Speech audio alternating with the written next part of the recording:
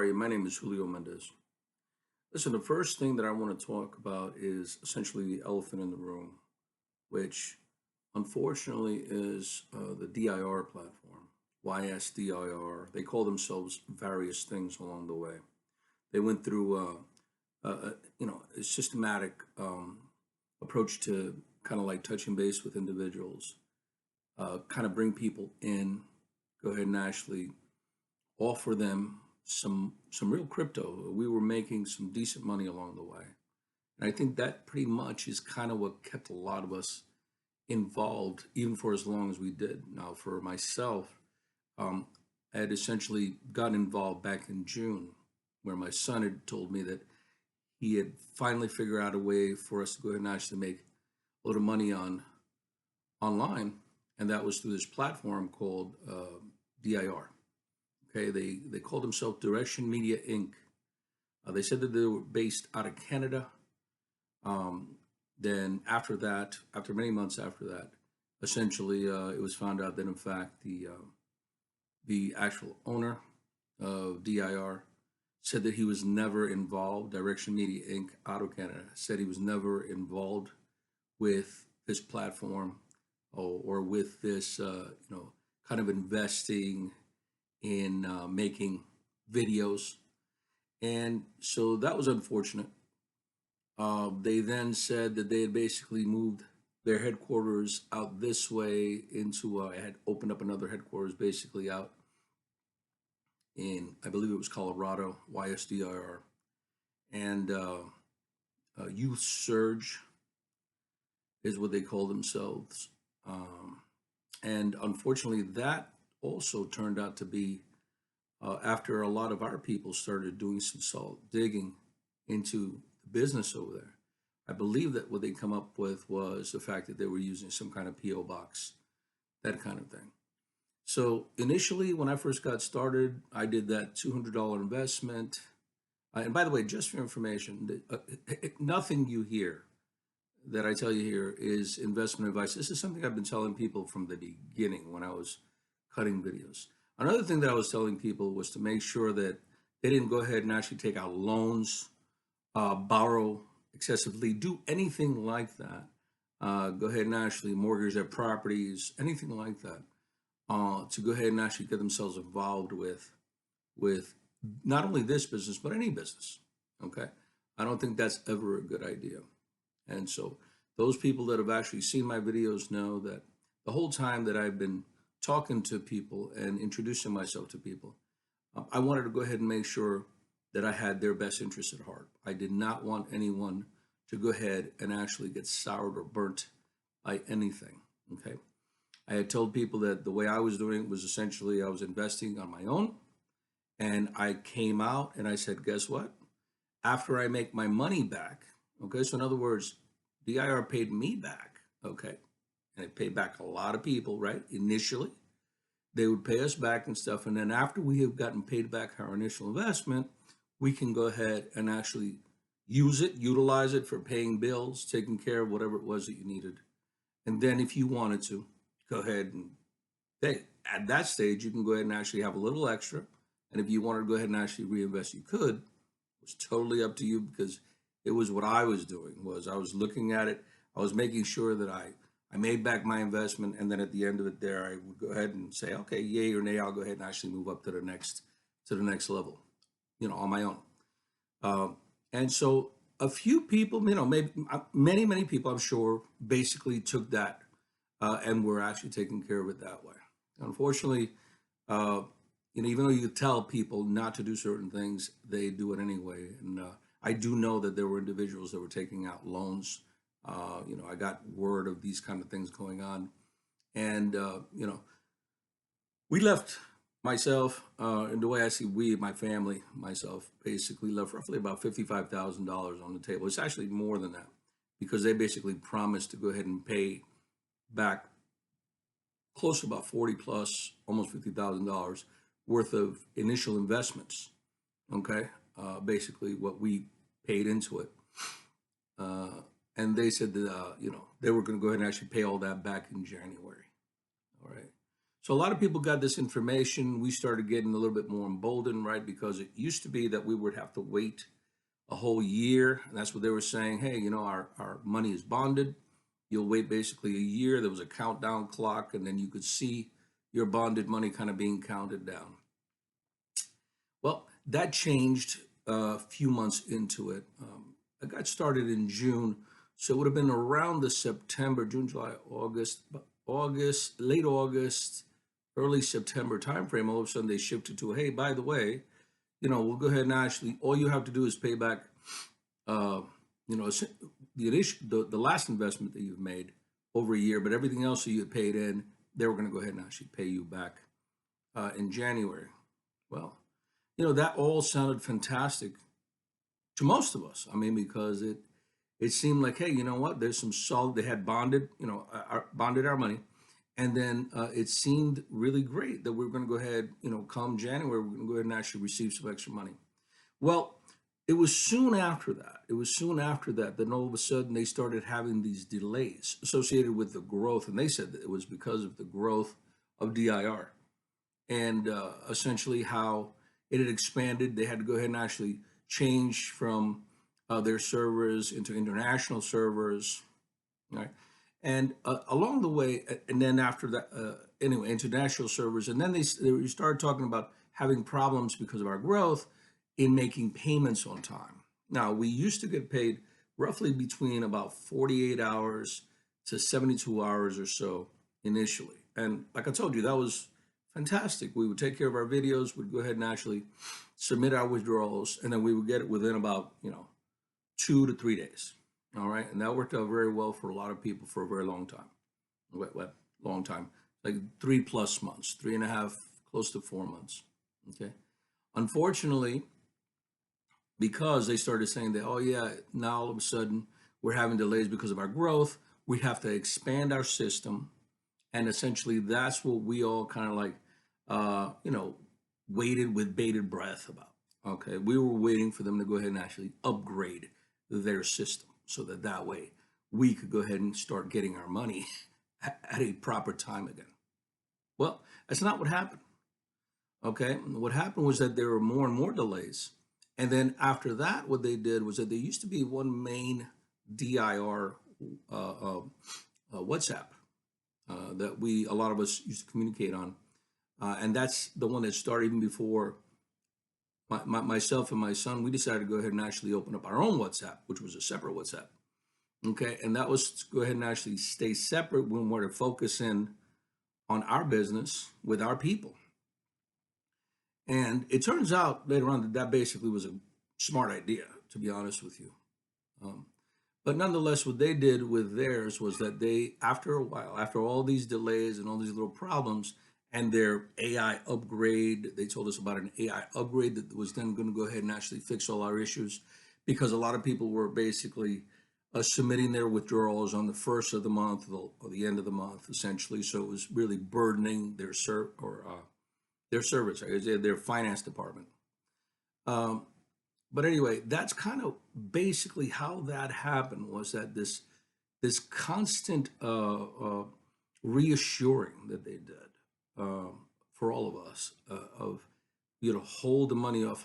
But at the same time, what they were doing was that they were submitting all of these promotions, half off of upgrades. You know what I'm saying? And mind you, a lot of these upgrades were like, substantial. Initially they went from VIP 1 all the way up to VIP 7. And then after that, a lot of individuals actually got up to that level of VIP 7. Then all of a sudden they opened up VIP 8 to VIP 10. Okay. And each one of these things was like a lot of money, a lot of investment money.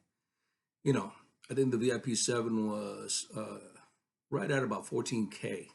All right. But that changed. VIP 8 was 28,000. Well, actually, it was more than that. It was like in the 40,000s. VIP 7 may have been in the 20,000s, to be honest with you, stuff. And then they had some deals, I think, where they kind of broke down and you could get it for roughly about 14,000 or so. It was around that range. And then it went from there. It went into the 90,000s and even 199,000, roughly 200,000 for VIP 10. All right, so at some point in there, they realized that a lot of individuals were, trusting them essentially to go ahead and actually make these upgrades, to make these improvements for us. And at the same time, because we had that history already, and they had developed that history with us, where they had made some payments with us, uh, you know, we were hoping because the win essentially, if you manage to get a decent payment off of this, we're in the tens of thousands of dollars in cryptocurrency. And so we had, it was high belief, it was super heightened expectation. It was a lot of promotion. It was a lot of psychological mental gaming. All right. If I had to guess at it, I would say that these individuals may have actually kind of, been creating or orchestrating this kind of thing for a long time. Okay. And then they springboarded, or they've done it before, and so they were successful with it, and so they're doing it again. They did it again. And not only that, that's a major warning. If you run into these kind of platforms that are promoting videos, essentially for crypto, and here are the big alarms. And we knew this early on, by the way. Most of us were not ignorant to the fact that some of this seemed a bit shady. You see, they didn't want to do what I'm doing right now, which is to be on video, to talk to people individually, personally. Okay, I've fielded many conversations and calls. I've even gotten on the phone and talked to people directly. They didn't do that. They didn't use the telephone that way. They used it as a text only situation, texting. Okay, so that's the first thing I want to let everybody know is that, by the way, if you're ever dealing with something like this, now mind you, I can't tell you what to do in investing. You can do whatever the heck you want to and whatever feels comfortable. And I told people from the beginning, I said, hey, do whatever you want to do depending upon your own risk assessment. You decide. Okay, that's exactly what I did. That's exactly what I tell people. It says you can, people can decide to do whatever they want to do, and clearly they did anything they wanted to do. The thing is, though, that these are some of the signs that we knew early on and continue to notice. They wouldn't come out and indicate who they were. They didn't tell us who the president was. They didn't tell us who their CEO or the major staff. They mentioned that the leaders of DIR, that DIR needed this, that DIR wanted that. That's how they talked about it. Then they had basically managers, right? Managers that managed the teams. Okay. They also went ahead, and then above the managers, there were other individuals that worked directly as DIR representatives. And usually you could see them on the WhatsApp by the fact that their names had like DIR in front of it and then a last name.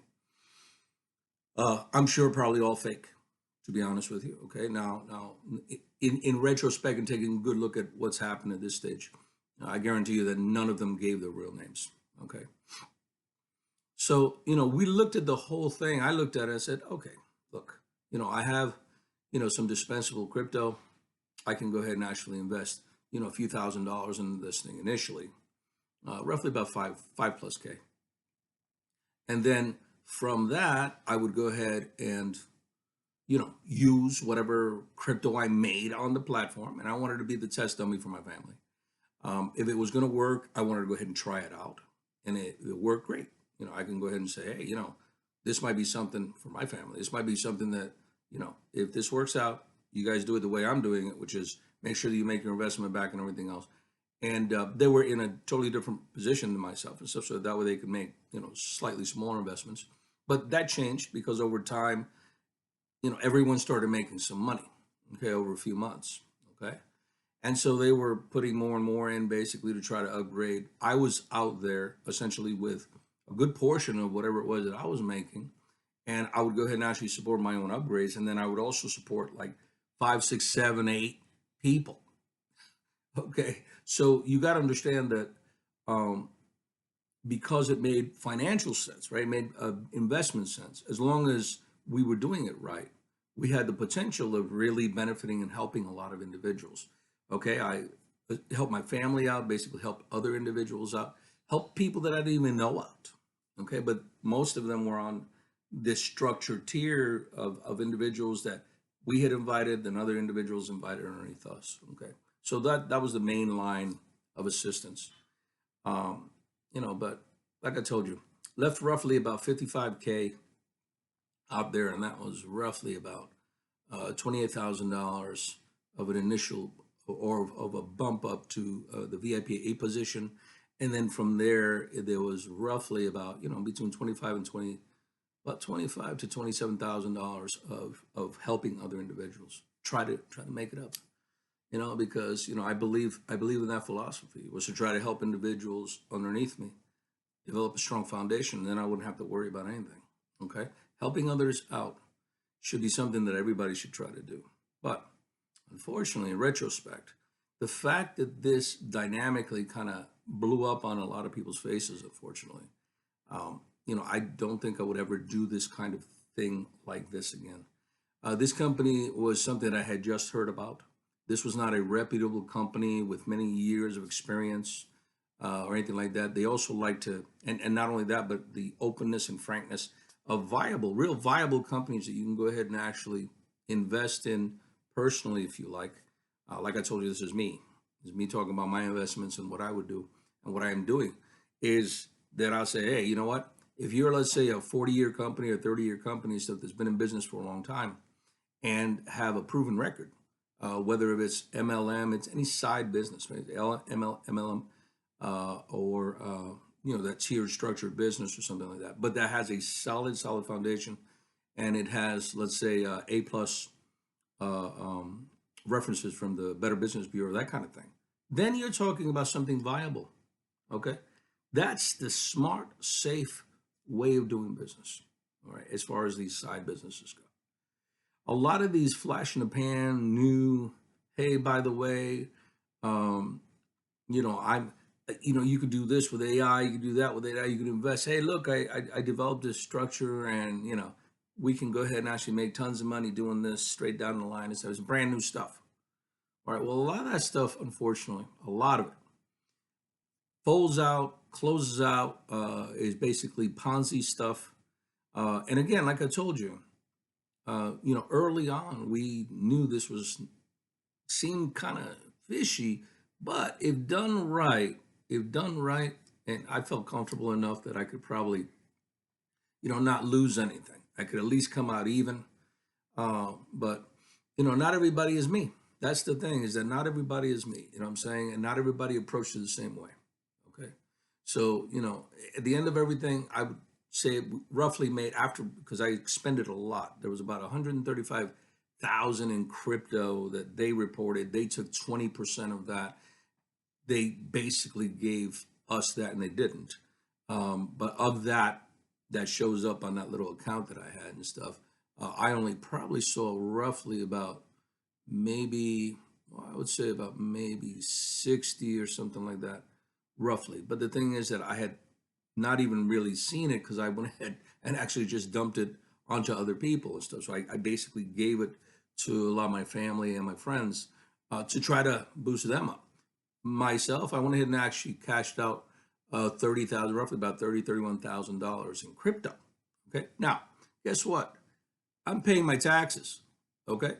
I told everybody, even my videos, I says, make sure you pay your taxes. I said, so if there's crypto that you go ahead and actually cash out, you make sure that you don't try to cheat anybody, try to goof around with the government and stuff. You pay your taxes. Okay. So that's my filing. My filing is that I had basically made a profit of 30 plus thousand because that's what I did.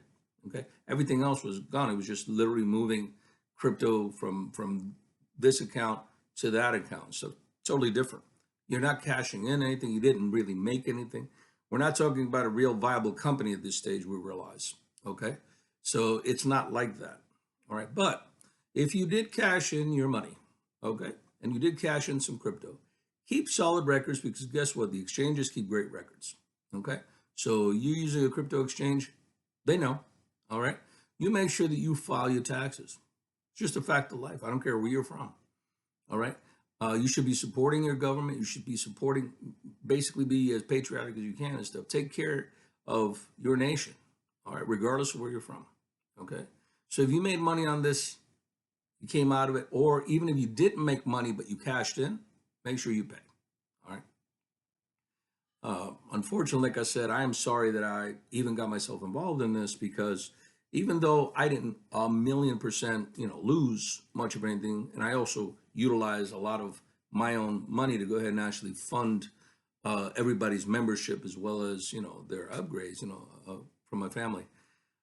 Nonetheless, because on the outer tiers of stuff, some people unfortunately did get sucked up in the hype, and it sucks. Okay, it sucks. So there was loss there.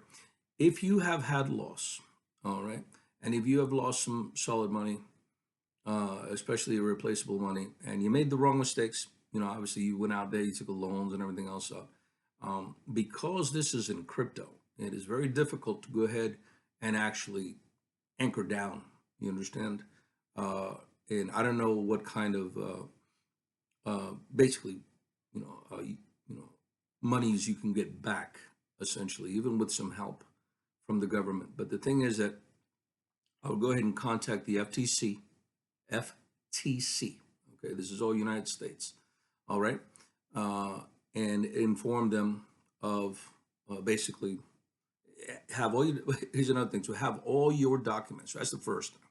Gather up all your documents. Make sure that you take screenshots of conversations. Make sure you take screenshots of anything that you basically were using to kind of touch base with other people about, shots of the actual app, the web page, and how they operated, because this will help others, all right, other individuals, perhaps in the future and perhaps in the near future, that have to deal with this kind of thing, all right, and that is, so FTCs, or Federal Trade Commission, inform them about what happened. Okay? The other would be the FBI, okay, so that is the Federal Bureau of Investigations. Go to your local branch or contact General FBI. Just look them up. You'll be able to find all this information. It is clearly online. And then the other thing too would be to, let's say, put in a police report. Okay, submit a police report for whatever losses you had. Anything. And by the way, remember, all of the data you're going to gather up, you're going to gather up for each one of these agencies. Okay, so make sure that you gather it all and make sure that it's concise. And then, solid conversations you had with certain people. They didn't talk to us on the phone, but they did exchange texts with us. Okay, so just do that. Go ahead and actually get yourselves out there if you need to. All right, and you've had some solid loss. So sorry for your loss. You know what I'm saying? And then I look back at my family also, and I talked to them. I said, look, we won't do this again. All right. This kind of thing is not good for anybody. All right. I have to be honest with you. Okay. It's not good for anybody, because what it does is that it strengthens these bad players. It strengthens these bad players to go ahead and actually do this again. Okay. So with that, guys, I hope you take care. My name's Julio Mendez. All right. Unlike all these clowns that we dealt with and stuff that we're not open to you guys. I was always open to you guys. All right, always wanted the best for you guys.